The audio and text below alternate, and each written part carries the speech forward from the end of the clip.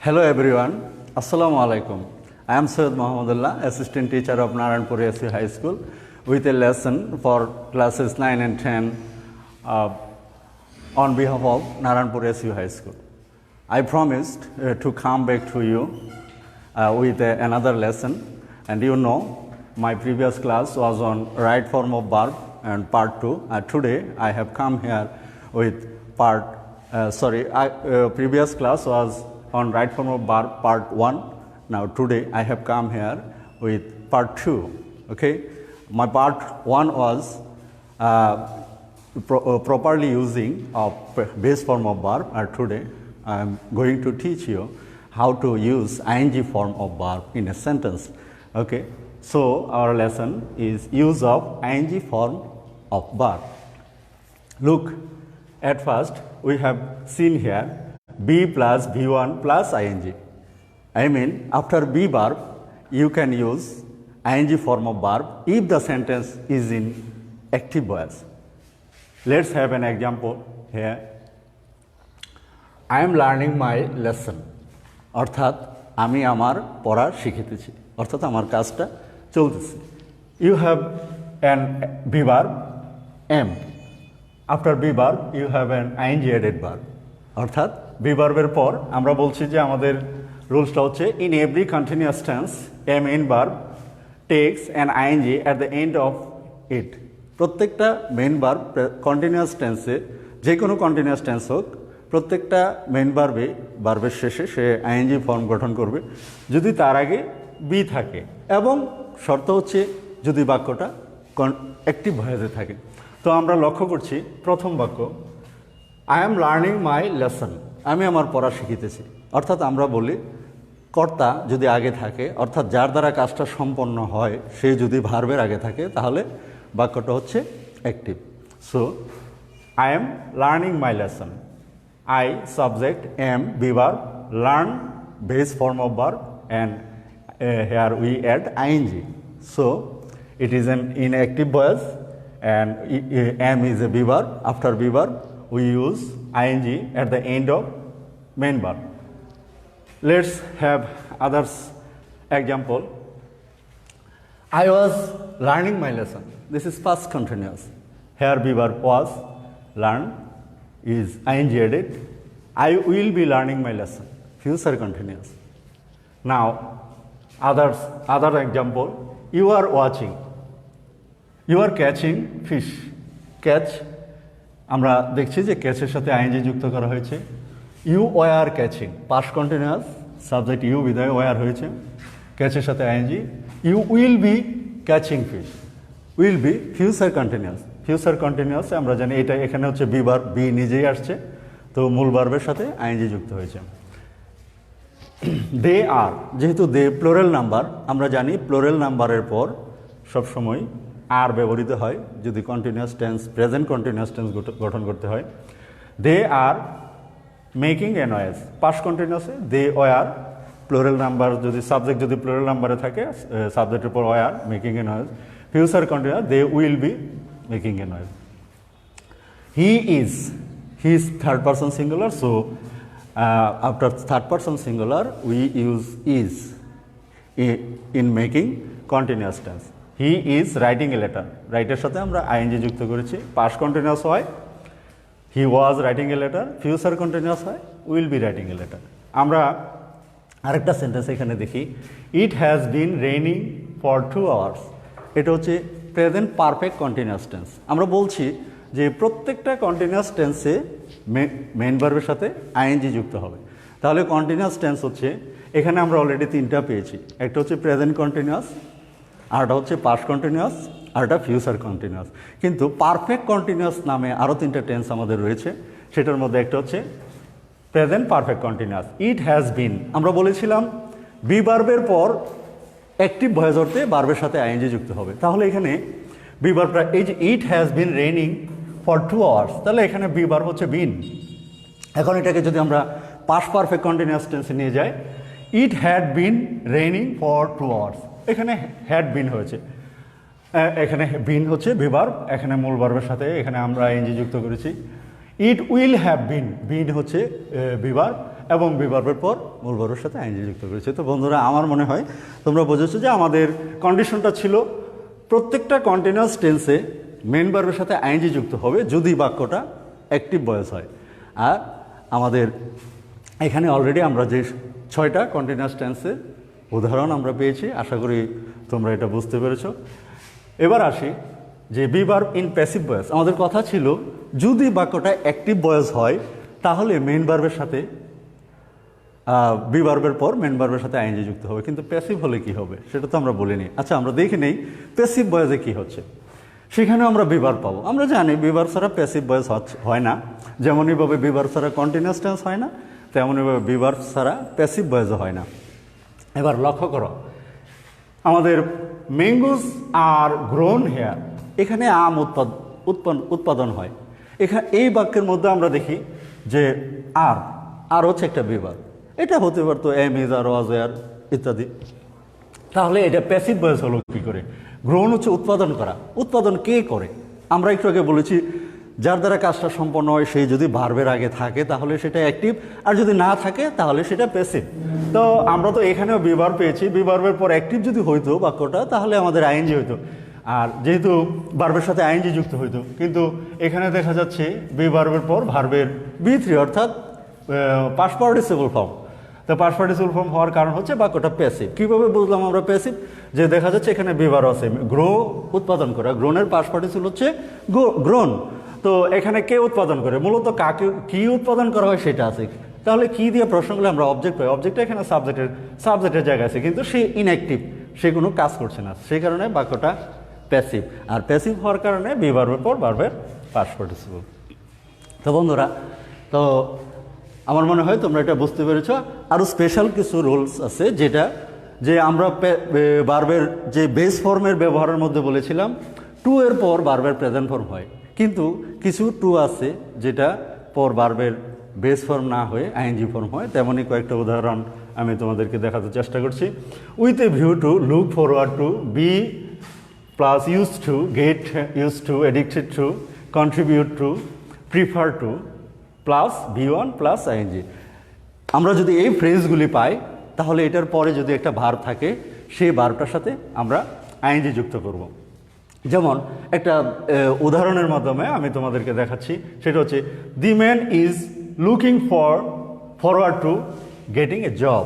লোকটা একটা চাকরি পাওয়ার জন্য সে চাকরি অনুসন্ধান করছে, অর্থাৎ চাকরি পেতে সে চাকরির অনুসন্ধান করছে, চাকরি ঘোরাঘুরি করছে, বা যাই হোক চাকরি পাওয়ার জন্য। তো লুকিং ফরওয়ার্ড টু, এখন আমরা এখানে লুকিং ফরওয়ার্ড টু ব্যবহার করলাম, তারপর যে গেট ভার্বটা ব্যবহার হইলো। আমরা জানি to, after to we use base form of verb, but here we use ING form of verb because we have here looking forward to. If we get with a view to look forward to, be plus used to, get used to, addicted to, contribute to, prefer to, etc. Then we use ing form of verb after these phrases. Okay. Now next, we have some verb which are not used in progressive form. কিছু verb আছে যেগুলি আমরা continuous টেন্সে ব্যবহার করি না, তাদেরকে ING যুক্ত হয়, কিন্তু যদি সেন্টেন্সটা কোনো একটা বাক্য সেটা কন্টিনিউয়াস টেন্স হয়, মূল ভার্বের সাথে যে আইএনজি যুক্ত করতে হয়, এই ভার্বগুলিকে আমরা কন্টিনিউয়াস টেন্সে ব্যবহার করতে পারি না, মূলত ইনডিফিনিট টেন্সে বা অন্য টেন্সে আমরা ব্যবহার করতে পারবো। যেমন সেটা হচ্ছে অ্যাপিয়ার। অ্যাপিয়ার হচ্ছে প্রতীয়মান হওয়া, কারো সামনে উপস্থিত হওয়া। যেমন এই মুহূর্তে আমি বলবো I appeared before you to take a class. তেমনইভাবে আরও ভার্ব আছে smell, like, feel, see, desire, wish, remember, belong, know, agree, trust, mean, mind, etcetera. এই ভার্বগুলির পরে যদি আমরা অর্থাৎ এই ভার্বগুলি যদি আমাদের কাছে আসে তখন এটা আমরা কন্টিনিউয়াস টেন্সে আমরা ব্যবহার করতে পারি না। যেমন ধরি যে আমি একটি পাখি দেখছি মানে দেখিতেছি। এই মুহূর্তে যদি আমি চিন্তা করি এখন দেখিতেছি, তাহলে তো এটা কন্টিনিউয়াস টেন্স হলো I am seeing a bird. Oh no, it is totally wrong. We should use here I see a bird. I see a bird এটার অর্থই আমাদেরকে পাখি দেখি বা দেখাচ্ছি, দুটাকেই বোঝাবে। বন্ধুরা আমি আবার বলছি, রাইট ফর্ম অফ ভার্বের ক্ষেত্রে আইএনজি ফর্মের ব্যবহারে আমরা বলছিলাম বি ভার্বের পর অ্যাক্টিভ বয়ে ধরতে ভার্বের সাথে আইএনজি হয়। এখানে আমরা 6টা কন্টিনিউয়াস টেন্সের কথা বললাম। প্রত্যেকটা উদাহরণে আমরা দেখি একটা বি ভার্ব আছে।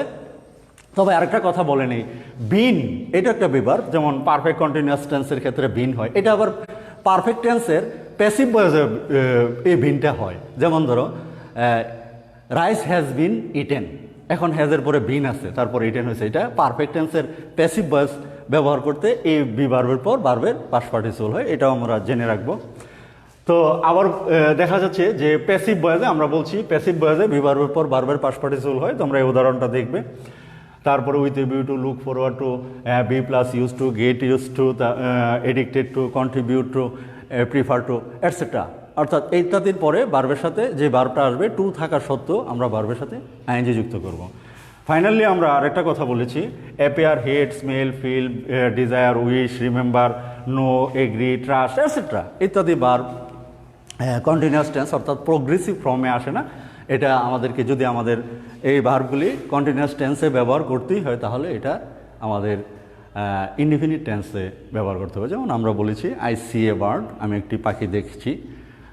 আমরা বলতে পারি না যে I am seeing a bird. Okay, তো এবার একটু ভিন্ন প্রসঙ্গে যাই। যদিও আজকে আমরা আইএনজি ফর্মের ব্যবহার করছি, এখন আমরা আইএনজি ফর্মের আরও যে স্পেশাল কিছু রুল আছে সেই বিষয়টা আমরা অন্য ভিন্ন আরেকটা প্রসঙ্গ দিয়ে তোমাদের সাথে আলোচনা করব। তো বন্ধুরা, wait a minute.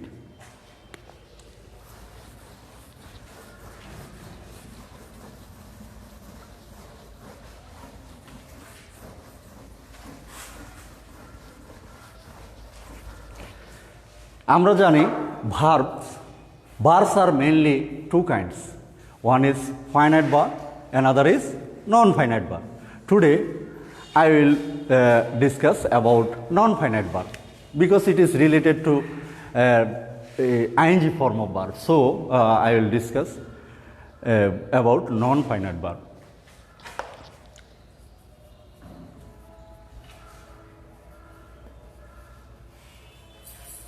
Non-finite verb, আমরা জানি what is non-finite verb. Non-finite verb are those which are not limited to number, person or tense. The verb which is changed according to number, person or tense is called finite verb, and the verbs which are not changed according to number, person or tense, or it is not limited to any number, person or tense, is called non-finite verb.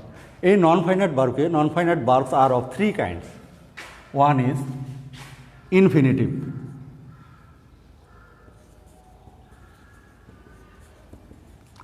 Infinitive. What is the formation of infinitive? The formation of infinitive is 2 plus B1.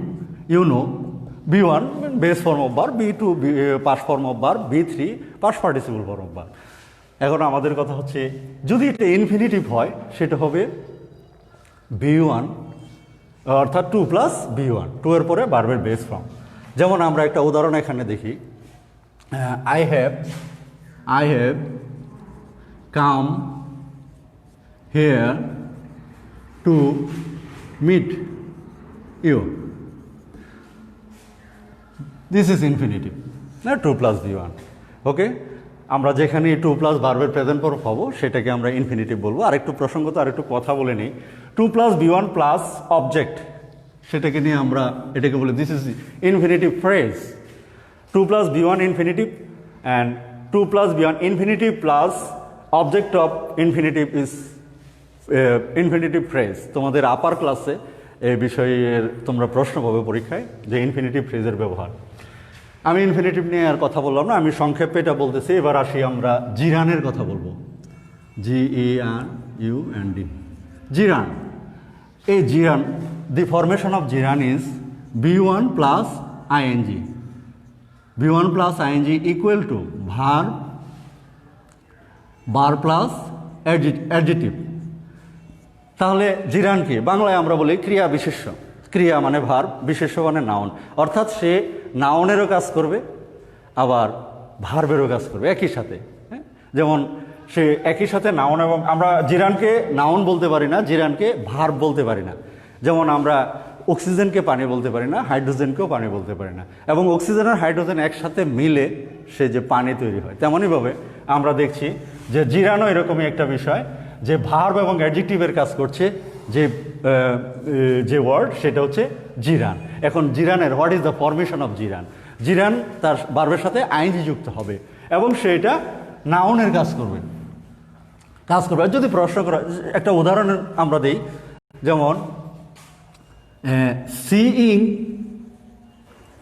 Is BELIEVING, seeing is believing.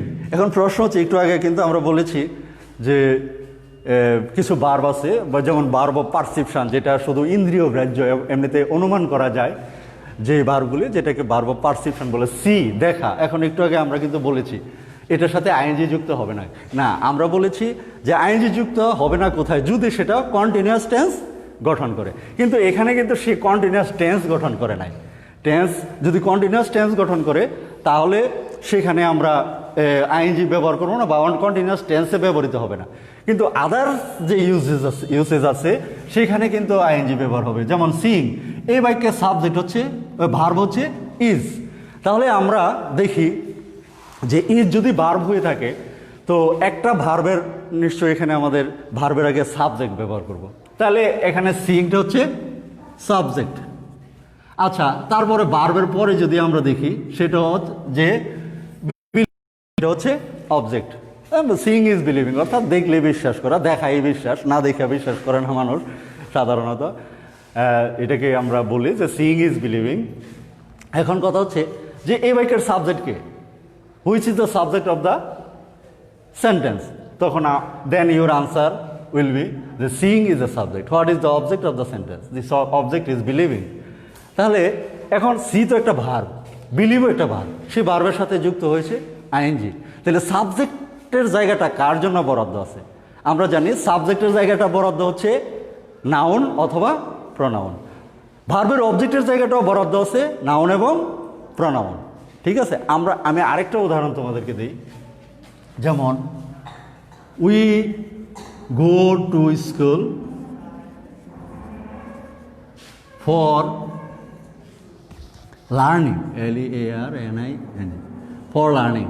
এই বাক্যের মধ্যে কিন্তু আমরা দেখি subject আছে, এখানে verb আছে, এটা ফাইনাইট ভার্ব, যেহেতু প্রেজেন্ট ইনডিফিনিট টেন্স গঠন করতে সাবজেক্ট প্লুরাল নাম্বার হয়, এটা গো হয়েছে। আমাদের মানে পরিবর্তন করতে হয় নাই, পরিবর্তন করতে হয়েছে। যেখানে যদি হি থাকতো তাইলে গোজ হইতো, একটা পরিবর্তন আসতো সাবজেক্ট নাম্বার পার্সন অনুসারে। এবার আসো ফর, এটা একটা প্রিপোজিশন। প্রেপোজিশনের পর V1 প্লাস আইএনজি যুক্ত হয়। তাইলে এখন দেখা যাচ্ছে এটাও একটা, যদি আমরা বলি যে we go to school for learning, আমরা স্কুলে যাই, কেন যাই? লার্নিং, অর্থাৎ লার্ন অর্থ শিক্ষা, কিন্তু লার্নিং হচ্ছে যে কাজটা আমরা করব সেই কাজের নাম। সে একই সাথে একটা নাউনের কাজও করেছে, আবার সাথে সাথে এটা ভার্বেরও কাজ করেছে, এবং যেটা এই প্রিপোজিশনের পর আমরা নাউন বসাই, আর সেই লার্নিংটা সেটা নাউনের স্থান দখল করেছে, কিন্তু সেখানে সে একটা কাজ বোঝাইছে। সিইং, দেখা, বিলিভিং, বিশ্বাস করা, এটা সাবজেক্ট, এটা অবজেক্ট, এখানে প্রিপোজিশনের পর। তাহলে এই জায়গাগুলি যে নাউনের স্থানটা দখল করে নিয়েছে আর একটা ভার্ব, নিশ্চয়ই সে আর ভার্ব থাকছে না, সে হয়ে যাচ্ছে জিরান। এখন প্রশ্ন হচ্ছে কেন আমি কথাগুলি বলছি? এই জন্য বলছি, তোমাদের রাইট ফর্ম অফ ভার্বের যে আমাদের যে শূন্যস্থান পূরণ করতে হয়, সেখানে যদি এরকম দেখি একটা সাবজেক্টের আগে শূন্যস্থান আছে, তখন নিশ্চয়ই আমাকে চিন্তা করতে হবে, ও সাবজেক্টের জায়গাটা তো এটা তো নাউনের, কিন্তু I can use only noun here, আমি তো এখানে নাউন ব্যবহার করতে পারছি না, আমাকে ব্যবহার করতে হবে ভার্ব। যেহেতু আমাদের রাইট ফর্ম অফ ভার্বে সেখানে বলা থাকে যে তোমরা যথাযথ ভার্বের যথাযথ ব্যবহার করো, সেখানে ফর্ম ব্যবহার করো যে গঠন। তাই ভার্বের ফর্মগুলি আমরা বলেছি যে base form, past form, past participle form and I N G form. তাহলে আমাদের এই জায়গাটাতে আমাকে আইএনজি ফর্ম ব্যবহার করতেছে, কারণটা কি? একটাই কারণ যে এটা সাবজেক্টের জায়গা, সাবজেক্টের জায়গায় ভার্ব বসে না, ভার্ব না বসলে সেই ভার্বটাকে আমাদের অন্য প্রক্রিয়ায় নিয়ে আসতে হবে। আমরা জানি যে সাবজেক্টের জায়গায় ভার্ব বসালে সেটাকে আমাদের জিরান করতে হয়, আর জিরান মানে ভার্বের সাথে আইএনজি। ঠিক অবজেক্টের জায়গায় এরকম, তারপরে প্রিপোজিশনের পর। এখন যদি প্রশ্ন করে তাহলে ভার্বের আইএনজি কোথায় কোথায় বসে? Continuous, every continuous tense takes an I N G verb after be verb, with a view to look forward to, accustom to, be plus use to, prefer to ইত্যাদির পরও আমাদের ভার্বের সাথে আইএনজি যুক্ত হয়। তারপরে জিরান হিসাবে সাবজেক্টের জায়গায় যদি শূন্যস্থান থাকে ভার্বের সাথে আইএনজি, অবজেক্টের জায়গায় শূন্যস্থান থাকলো ভার্বের সাথে ING, and after preposition we use ING form of verb. Okay বন্ধুরা, এটা হচ্ছে আমাদের জিরানের বিষয়। জিরান আরও ডিটেলস আছে, আমরা জিরানের জন্য যদি আলাদা ক্লাস করি সেটা আমরা জেনে নেব। শুধু আজকে এতটুকুই আমরা জেনে রাখি যে ভার্বের জিরান, ভার্বের সাবজেক্টের জিরান নাউন এবং ভার্বের কাজ করে, সে সাবজেক্ট জায়গায় বসলে আইএনজি, অবজেক্টের জায়গায় বসলো সে আইএনজি, প্রিপজিশনের পরে বসলো আইএনজি। এখন আমাদের নন ফাইনাইট ভার্বে আমরা দুইটা পাইলাম। আমরা তো একটু প্রথম বলছি যে non finite verbs are of 3 kinds. তো দুইটা যদি হয়ে থাকে, দুইটা আমরা লিখেছি, তাহলে তো আরও একটা বাকি রয়েছে, তাই না? সেটাকে, this is very interesting in non finite verb. হ্যাঁ, this is participle. I am going to numbering this 1, 2 and 3. Participle, participle, participles লেখার কারণ হচ্ছে this is a plural number because participles are of 3 kinds. Participles are of 3 kinds. Participle আমাদের কয় ধরনের? 3 ধরনের। এবার আসেন পার্টিসিপলের 3 ধরনের মধ্যে আমি এ নাম্বার দিলাম পার্টিসিপল। এখন পার্টিসিপলের সংজ্ঞাটা কি? পার্টিসিপল কাকে বলে? আমরা পড়ছিলাম when a verb does the function of a verb and a noun then it is gerund. Like this, when a verb form does the function of a verb and adjective then it is participle. আর এখানে আমাদের প্রশ্ন হচ্ছে যে এটা জিরান হয়েছে, সে কারণ কি? সে একই সাথে ভার্ব এবং নাউনের কাজ করেছে। আর পার্টিসিপলের কাজ হচ্ছে ভার্ব এবং অ্যাডজেক্টিভের কাজ করবে। তাহলে আমরা দেখে নিই একটা উদাহরণের মাধ্যমে। প্রথম আমরা দেখি যে পার্টিসিপলের যে ক্লাসিফিকেশনটা। এবার আসি আমরা দেখি যে I saw a apple flying bird B I R D. এখন আমি যদি প্রশ্ন করি এই বাক্যের মধ্যে সাবজেক্ট ভার্ব কোনটা, তখন তোমরা বলবে যে ভার্বটা সাবজেক্টের পর verb saw, past form of see. তাহলে ঠিক আছে। তো আমরা জানি একটা ক্লজ, তোমরা নিশ্চয়ই জানো ক্লজ হচ্ছে পার্ট অফ এ সেন্টেন্স। একটা ক্লজের মধ্যে a clause is a part of sentence having a subject and a finite verb. তাইলে একটা ক্লজের মধ্যে থাকে কি? একটা সাবজেক্ট এবং একটা ফাইনাইট ভার্ব। ফাইনাইট ভার্ব একটু আগে আমরা বলেছি যে ভার্বটা নাম্বার, পার্সন ও টেন্স অনুসারে পরিবর্তন হয়। অর্থাৎ নাম্বার, পার্সন ও টেন্সের কাছে সে লিমিটেড, সীমাবদ্ধ। যে নাম্বার হইলো উই দিলাম, উইয়ের পরে দিতে হবে আর, কিন্তু আয়ের পরে কিন্তু আয় আর হবে না। তাহলে দেখা যাচ্ছে সে ভার্বটা কি সাবজেক্টের সাথে লিমিটেড। এখন উই ওয়ার হইতো, কিন্তু আমি প্রেজেন্ট টেন্স বোঝাইতে গিয়ে আর দিছি, তার মানে টেন্সের কাছে লিমিটেড। এইবার আসো, এখানে যদি একটা বাক্য আমরা বলি I saw A flying bird, আমি একটি উড়ন্ত পাখি দেখলাম। এখন আমি যদি বলি আমি একটি উড়ন্ত পাখি দেখি, তাহলে কি হবে? I see a flying bird. এখন এই ফ্লাইং কথার কি কোনো পরিবর্তন হচ্ছে?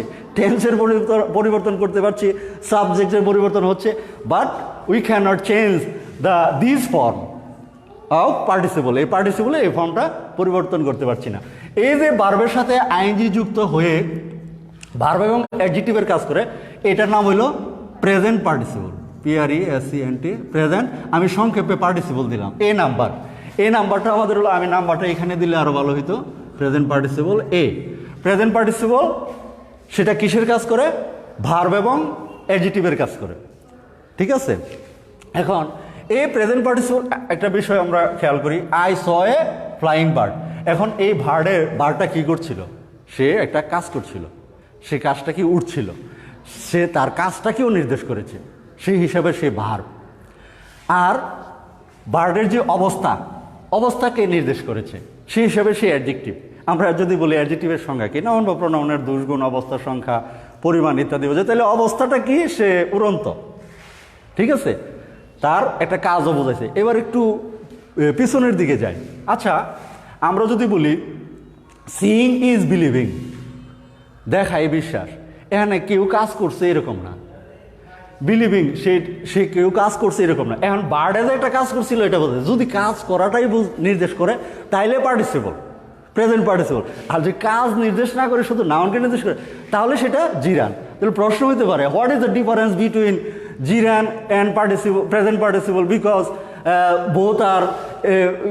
both are being used in ing form. ing ফর্মের ক্ষেত্রে দুইটাই ব্যবহৃত হয়। তাহলে ডিফারেন্সটা কি? সে কোনো কাজ বোঝাবে না, তাহলে বার্ড এখানে কাজটা বোঝাচ্ছে, সে হচ্ছে প্রেজেন্ট পার্টিসিপল। ওকে, এখন কেন রাইট ফর্ম অফ ভার্ব এটা আমাদের দরকার? এই জন্য দরকার যে আমরা বলছি যে একটা ক্লজে একটা ভার্ব থাকার পরও যদি আরেকটা ভার্বের প্রয়োজন হয় সেটার দুইটা অবস্থা হবে, হয় আইএনজি হবে এটার সাথে, নইলে ভার্বের পাস্ট পার্টিসিপল। আমরা লেসনের শেষ দিকে আমরা এই বিষয়ে আরেকটু কথা বলবো। যেমন প্রেজেন্ট পার্টিসিপল, যে a barking dog does not bite. গেউ গেউ করা কুকুর কামড়ায় না, বা আবার অনেক সময় একটা প্রবাদ বাক্য আছে, বার্কিং ডগ সেলডম বাইটস, অর্থাৎ গেউ গেউ করা কুকুরে কি করে? কামড়ায় না, গেউ করে, খুব গর্জন করে, তর্জন গর্জন বেশি, তার অ্যাকশন কম। তো এখন এই জায়গাটাতে আমরা একটা খেয়াল করি, এই বাক্যে ভার্ব হচ্ছে, আমরা ডাজকে যদি অক্সিলারি ভার্ব ধরি আমরা এখান থেকে ভার্বটাকে ধরে নেব, মেন ভার্ব বাইট। এখন ভার্বের আগে তো বসছে সাবজেক্ট, আমরা কি বলবো এটা যেহেতু সাবজেক্টের জায়গায় বসছে তাহলে এটা জিরান হয়ে গেছে? না, কারণ হচ্ছে এখানে ডগ একটা নাউন আছে, এর কাজ কি? নাউনের অবস্থা, নাউনকে মডিফাই করবে, সেই ডগের অবস্থাটাকে মডিফাই করছে, সেখানে বার্ডের অবস্থাকে মডিফাই করছে। তার মানে পার্টিসিপল, প্রেজেন্ট পার্টিসিপলের কাজ হচ্ছে নাউন বা প্রনাউনের কি করবে? তাকে মডিফাই করবে, তার অবস্থা বুঝাবে। তাইলে এখানে এ বার্কিং ডগ, সেটাও ডগের বার্কিং কথাটাকে ডগের অবস্থাটা বুঝিয়েছে। এখন প্রশ্ন হচ্ছে সে কিন্তু এই ডগ বার্কিং যে শব্দটা ডগের একটা কাজকেও বোঝানো হয়েছে। যদি কাজ, সে কোনো কাজ করছিল বা চলমান কোনো কাজ করছিল এরকম বা করছে এরকম বোঝাইলে সেটা হলো প্রেজেন্ট পার্টিসিপল। আর কাজ না বোঝাইলে তখন সেটা শুধুই নাউনের কাজ করে, নাউনের জায়গায় বসে, সেটা হচ্ছে জিরান। এবার আসি প্রেজেন্ট পার্টিসিপল আমরা পড়লাম, আমি বি নাম্বার দিয়ে দিলাম পাস্ট পার্টিসিপল। পাস্ট পার্টিসিপল সেটা আবার কীরকম? পাস্ট পার্টিসিপল ভার্বের past form, past participle form. আমরা 3-4টা ফর্ম পেয়েছি, এর মধ্যে পাস্ট পার্টিসিপল ফর্ম আমরা গত ক্লাসে পড়েছিলাম।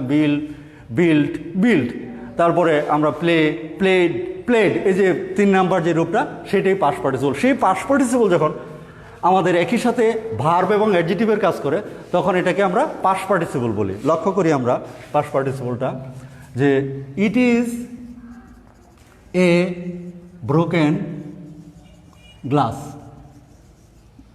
এটা কেন, কিভাবে পাস্ট পার্টিসিপল হচ্ছে? এই বাক্যে সাবজেক্ট কে? সাবজেক্ট হচ্ছে ইজ, সাবজেক্ট হচ্ছে ইট, ভার্ব হচ্ছে ইজ। তাহলে এই বাক্যে আর কোনো কনজাংশন নেই। যেমন আমরা তো কনজাংশন বলি সিন্স, সিন্স, ওয়েন, দো, although, if, till, until, because, and, or, but, yet ইত্যাদি। এই ধরনের কনজাংশন এটাতে নাই, না থাকার কারণে তাহলে আমরা বলছি এটা একটা ক্লজ, পূর্ণ একটা ক্লজ। এই ক্লজের মধ্যে একটা সাবজেক্ট আছে, একটা ভার্ব আছে, আর আমাদের ভার্বের দরকার নাই। তাহলে যদি ভার্বের দরকার নাই থাকে তারপরও আমাদের পরীক্ষায় শূন্যস্থানের কাছে বা একটা ভার্ব দেওয়ার কথা বলছে, তাহলে সেই ভার্বটা তো দেখা যাচ্ছে, তাহলে কিছুক্ষণ আগে আমি বলেছি একটা ভার্ব দেওয়া আছে, আর যদি ভার্ব না থাকে তারপরও আমাদেরকে ভার্ব ব্যবহার করতে হয়, তাহলে আমাকে দুইটা জিনিস চিন্তা করতে হবে, হয় ভার্বটা আইএনজি হবে, নইলে ভার্বের পাস্ট পার্টিসিপল ফর্ম হবে। আইএনজি হবে যদি কোনো একটা চলমান কাজকে বোঝে, অথবা জিরান কোনো নাউনের জায়গায় বসে। আর যদি কোনো একটা কাজটা শেষ হয়েছে, সমাপ্ত, যেমন ধরো এখানে বললাম it is a broken glass, এখন কি গ্লাসটা ভাঙতেছে না ভাঙবে, নাকি এটা ভেঙে গেছে? নিশ্চয়ই এটা ভেঙে গেছে, ভেঙে যাওয়ার কারণে এটা ব্রোকেন গ্লাস, কাজটা সম্পন্ন হয়েছে। আর একটা কথা হচ্ছে সে পার্টিসিপল, এটা তো বলতে পারো যে ব্রোক, আবার বিল্ডও পাস্ট ফর্ম, আবার বিল্ড পাস্ট পার্টিসিপল। তাহলে এটা পাস্ট পার্টিসিপল আর পাস্ট ফর্মকে আলাদা করবো কেমন? এখন গ্লাস নিজে ভাঙে না, যে নিজে যদি সে না ভাঙে, নিজে যদি কাজটা না করে অন্যের মাধ্যমে করা হয়, আর সেখানে সেটা হবে ভার্বের past participle form. Finally see, এটা হচ্ছে perfect participle. Perfect participle, having plus B3, having plus B3 যে অংশটা থাকবে সেটা হচ্ছে পারফেক্ট পার্টিসিপল, অর্থাৎ হ্যাভিংয়ের পরে ভার্বের পাস্ট পার্টিসিপল। একটা এক্সাম্পল এখানে দিচ্ছি যে having eating rice, I went to school. Having eating rice, having plus, oh sorry, eating না, eaten. হ্যাভিং প্লাস B3 সেটা হচ্ছে পারফেক্ট পার্টিসিপল। তো শিক্ষার্থী বন্ধুরা, আমার বিশ্বাস তোমরা এই নন ফাইনাইট ভার্বের যে 3টা প্রকার আলোচনা করলাম সংক্ষেপে, আমরা চেষ্টা করব আগামী ক্লাসে আমরা ভার্বের পাস্ট পার্টিসিপল ফর্ম এবং পাস্ট ফর্মের ব্যবহার নিয়ে, সেখানেও নন ফাইনাইট ভার্বের কিছু আলোচনা প্রসঙ্গত আসতে পারে। তো আমার একটা প্রশ্ন থাকবে যে তোমাদের যে বাড়ির কাজ সেটা হচ্ছে walking along the road he went there,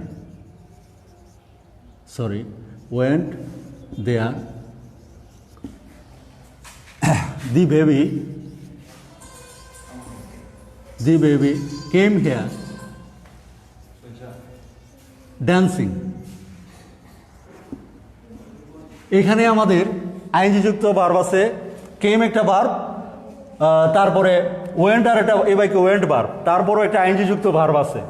এখন আমাকে বলতে হবে এই ওয়াকিং এবং ড্যান্সিং এটা কি জিরান নাকি প্রেজেন্ট পার্টিসিপল? কমেন্ট বক্সে আশা করি you will leave a comment about it. I will wait for your comment. If you anything to ask, please leave a comment and ask me. I will try to answer. That's all. For the time being, dear student, keep practicing at home. See you soon. Till then, Allah Hafiz.